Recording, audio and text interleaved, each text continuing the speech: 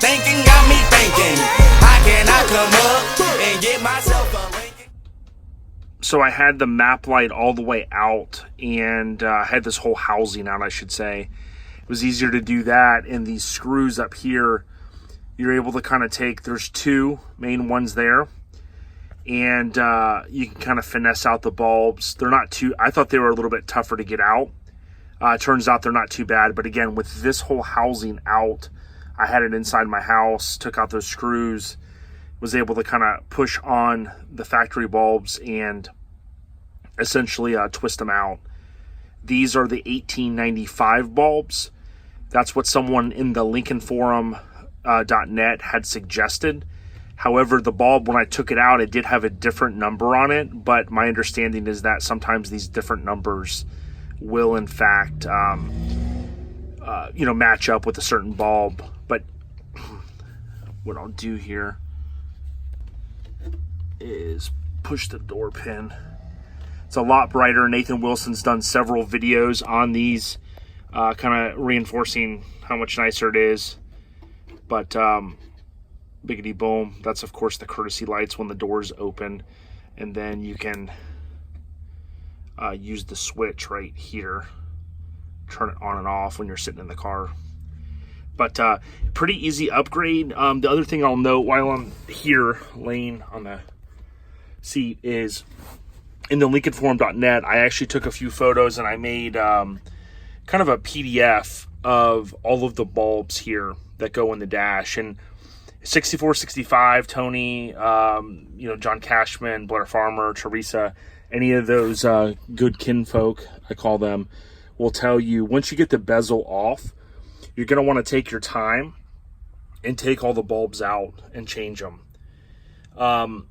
If I remember correctly, the only one that I haven't changed is this one next to the door lock switch. It's a different kind of bulb, so I need to order that one. I've been ordering all of mine from Amazon, but you can kind of see, like right here, for instance, with most of these, especially these guys here, they you can't just put your fingers in here and twist them out. So what you have to end up doing is, like in this one, you put your hand around here and you pull it out from the back, you change the bulb, and you put it back in and twist it right from the back. The same could be said for over here on those. So there's like 1, 2 there. Here's 3 behind these blue items. There are bulbs as well. There's the one here, which I haven't changed. There's the one here. There's one there as well. But if you go in the lincolnforum.net and you kind of do a search or you look at my posts, my username is BD, like boy, Delta 94, number 94, and then S like Sam 10. So BD94S10.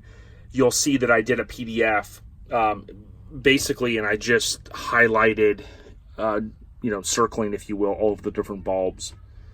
But you can change them out. I don't have one laying right here, to the incandescent bulbs, I believe is what they're referred to as. But like Nathan on YouTube, look up Driving Dreams Restorations, and he will show you a comparison. He has two 64, 65 sitting right next to each other, and one he's changed the bulbs, the other he had not. And what that means is you'll see in a factory car, I mean, gosh, back in the day, so hard to see. The lighting was not great.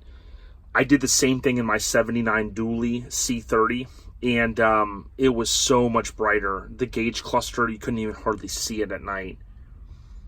But again, just kind of showing you guys here, to get this bezel, as it's referred to, the real nice kind of chrome looking piece across here, you do have to take down the lower dash. So there's a lower dash panel on a lot of older cars, and on this one, it's the piece that kind of tucks up in there. It's not too bad. I mean, once you do it a couple times, you could probably do it within an hour or two. For me, it was the first time I've done it, so it took me a little bit of time. And what I ended up doing was kind of messing around with the amp gauge and doing some work with it. Blair Farmer had rebuilt that for me, and just doing some miscellaneous different things. checking some. I wanted to make sure that I had this working switch there for the convertible top, which I do. The neutral safety switches in these cars, which is right here, I don't know how problematic they can be, but when I first started driving my car, I would park it, go into a store, and come out, and the car would not start. At first, I was like, what the hell is going on? It would start on the solenoid. Well, long story short, and when I get the car back together, I am going to take this column out soon. This needs to be either tweaked a hair or replaced. Now, some people will tell you the newer ones are junk, so you want to try to retain your factory one. Sometimes that plastic, red, orange, off-white, or off-reddish, that piece will sometimes break, so you want to be real careful with it. But what essentially happens is when I turn my car off, before I go to start it, each time I have to actually go in here and I have to push my finger and just make sure that this red thing is all the way up. And you can kind of hear that click there, possibly. It has to be in, this switch has to show that the car's in neutral, or it's not going to want to start. Or, for instance, I'm pretty sure for the convertible top, you have to be in neutral. So like you go to put the top down, it's not working. Well, the purple wire is the power on here. And if you have power coming into here, then, your switch should work. Now, these probably can go bad, but the reason why I say is you'll see a lot of Lincoln owners. I know Tony does this in one of his cars. When he goes to start it, he'll actually finagle with the shifter. And you kind of hear that, the solenoid clicking. That's something that, could be a theft deterrent, which isn't too bad. But if you think about, someone that's maybe older and they can't just kind of, like what I do, open the door and, just push that up a hair, then, you obviously either want to fix that, tweak it, or do what you got to do. My car, one of the many times I drove it, I'd say one of the handful of times I drove it, it was vapor locking because it was having an overheating problem. And it stalled out in the middle of the road over in Clearwater. So what I had to do was I had to open the door, put my hand under here, push up on that, and make sure that it's, the car's, in neutral, right, at that point. The neutral safety switch thinks it's in neutral or knows it's in neutral, and then to start it. And if it stalls again, in my car, it's pretty much, you got to do it like that each time. Now, when I first bought the car, I probably drove it a few times and never had that happen, and that was kind of strange. But I went into LincolnForum.net and I did a search, and sure enough, somebody said they had that exact problem. They said just make sure your neutral safety switch is right in the right spot. And so that's one little thing I'll possibly either tweak or, whatever I can do to just make sure that when it's in drive and then it's put up into basically park, that is right where it needs to be. But those are kind of a few things that I'm going through here and there. But you can see once the lower dash is down, you pretty much have the convertible switch. You have the wiper set up here, which that controls the wipers. You have a couple miscellaneous wires that come down. You have this guy. So if you've never worked on an older car, which I don't remember ever doing this, there is, and many of you guys know this, there's this little pinhole right there. And you have to put a paper clip in there, and that will pop out the cylinder. That way, you can pull the bulk of this out the back of the dash panel. If not, you'll have your dash panel kind of laying in here, which a lot of guys will probably do from a quick maintenance standpoint. Just leave it in here, no big deal. But I kind of wanted to get it out and clean up the back of it. Probably paint the back of it. It gets a little bit of surface rust, nothing bad. It's not going to, cause any issues. But so you have that. You have just a wiring plug here that comes out. You have your fuse panel, which is just the two bolts, one on the top left, one on the bottom right. A couple things over here. And you also will have one more deal that hangs down here, which is similar to this. This is for the odometer reset, for the trip reset, if I remember correctly, up there. And when you basically have the clock, and in the 64 model, you have that hanging piece that looks just like that, and that's to set the clock time, from my understanding. So my clock had never worked, but a lot of guys will just kind of take those 4 bolts out there you see, and there's some sort of lube, maybe kind of clean the back of the clock. I've seen a couple of folks, I believe in the lincolnforum.net, comment about that, and they'll get the clock working, no problem. There is someone, if you don't want to do that, or if that doesn't fix it, you can send it out, and they will fix it. Forget if that guy advertises just on the Lincoln Forum or whatnot, but I took a look up underneath the dash, and to hook that piece up, it just kind of goes up there, and it's just a little slot or little groove where I think it kind of sticks in, so that you would be able to come down here and twist. 65, that's one of the only differences that I know of in the dash. You have the little hole where it's basically like up in this area. So, but yeah, the LEDs, that's kind of how I started this video. I wasn't gonna keep rambling, but pretty nice. One, you'll have more light, they won't get as hot. I know a lot of people kind of comment about that. Now you'll notice one thing I want to point out, I had never taken any of this stuff out, and you see where the obviously the radio goes right in here, right? Well, my understanding is if the car's never been taken apart, you do have to take this upper dash panel off, because there's a bolt in here that goes down. Here's the radio. Oops. And right here, I think, is what my friend TC was telling me. It goes right into there.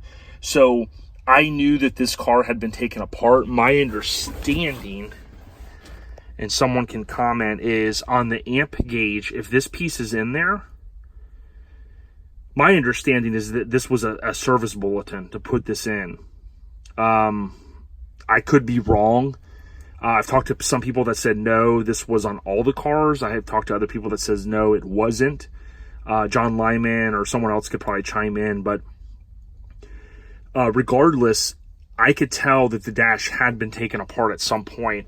I was only missing a couple bolts, like one here was missing, and one up here. So I kind of knew that it had been taken apart, and at the time, I really wanted to focus my energy here behind the bezel, which I've been kind of showing you guys, but that was one less thing that I had to do. Now, granted, taking this top part off isn't, the end of the world. I started to kind of take these pieces off anyways that have to come off for that. But this one was kind of being a little bit of a beast. I don't know if they put it back in wrong or what they ended up doing. But regardless, on these cars, don't stress it. It's one thing at a time. And, things will kind of work, they'll come together. But make a list, as I've always preached. If you listen to Lincoln Addict podcast, or you've looked at my posts on the lincolnforum.net, you just want to really take your time, make a list. I told myself I was not coming in the car to start taking any of this apart. Not that it's the most difficult thing, until I finished like the convertible hydraulic upgrade and finished the engine bay and did all that. And I would love to have the engine back in it already. We've had a few snafus, but it's actually going to be finished real soon. I got an update today. So basically, I want to kind of put the pedal to the metal here, so to speak, and start working on this a little bit and try to knock out these little things like these lights. Order this one today, those little deals. It's worth noting that although these 1895 lights, they did fit there, I tried to fit them in the lower dash panel. I'll have to show you. I don't have it right in front of me. But the lower dash panel, there's two of these little bulb things behind it. There's one where the key, there's, what is it? There's one down by, I think, the wiper motor, and there's one right by where the key deal goes. And I messed with it yesterday, and the 1895 bulb, which I ended up trying on this today, they're a little too long, and they will not fit, from what I understand, behind these blue things. I'm going to double check it, make sure I wasn't missing it, but I need to kind of figure that out as well, because I do want to change all the bulbs to LEDs, but I think that's it. There's my little JFK that came from the 6th floor museum there in Dallas. Visited there a couple years ago, 2.5 years ago. But again, one step at a time. If you have a 64, 65, you must either rebuild the SAM cage, bypass it, which means cutting off this or soldering these, cut this middle piece and solder those two together, or cut these and solder those. That's an option, or go to like Dakota Digital, which is an aftermarket gauge. You would get the Speedo cluster, and then you would get those 4 gauges as well. And then if you're glass, there's a 3-piece glass here. There's 1, 2, and 3. If that glass is foggy or hazy, or you can't clean it up with some plastic polish, go to deviouscustoms.com. You can order not only those 3 pieces, but you get the 4 pieces that cover each of those 4 gauges. And Jeff at Devious, I think right now it's $99.99 plus shipping. And let him know that Lincoln Addict sent you. That's a cool little piece that he's offering now, or set, if you will. So make a list, knock it out one thing at a time. If you want to hear more about these cars, search Lincoln Addict podcast. You can find it on your iPhone through the pre-installed Apple Podcasts app, or you can go to Podbean, download Podbean and search Lincoln Addict, or just Google Lincoln Addict podcast and you'll land on the main Podbean site, which I think is lincolnaddict.podbean.com, and you can listen right there from the web. I do talk about these cars, and I kind of maybe 9 or 10 episodes out there, but much more to come here for the rest of 2019. So shout out to Nathan Wilson, Driving Dreams Restorations, Tony Boland, Blair Farmer, Teresa, John Cashman, all the folks out there that have helped me over time learn a lot more about these cars. And all right, you guys have a great day, and more to come from Lincoln Addict, aka Jason ODB. Be out of here. Take care. Got me thinking, how can I come up and get myself up?